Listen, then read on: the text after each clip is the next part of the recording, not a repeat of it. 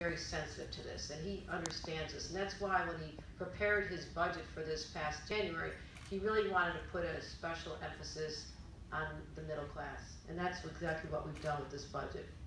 I feel that they've been left out of the economic recovery. So here's our challenge. We put together our budget. In the past, we felt pretty secure with what we're going to do with out of Washington. But right now, we don't know. We just came through a very serious battle over the Affordable Care Act repeal, which many of you may say, hey, go for it, get rid of it. But that would have hit the state of New York to the tune of $7 billion. Now, we're talking about all these tax cuts we want to continue. We want to do that, but we'd have to pick this up ourselves. And that's for real.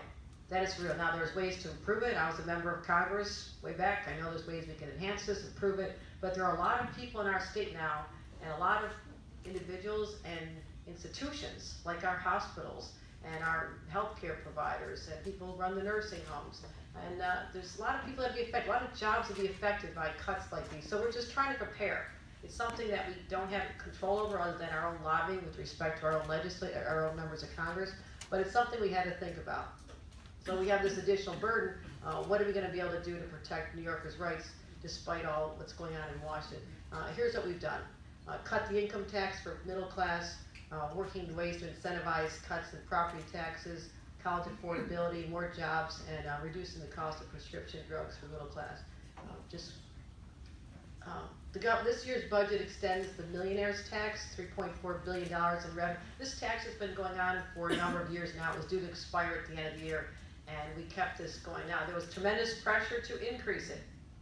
Just so you know, there's a lot of people who thought that it should even be higher, and there was a few who thought we should eliminate it, but if we eliminate it, we cannot continue the cuts in business taxes and middle class taxes. And in this area, you might run into a few millionaires. Maybe there's some in this room. There's 3,700 in the Mid-Hudson area.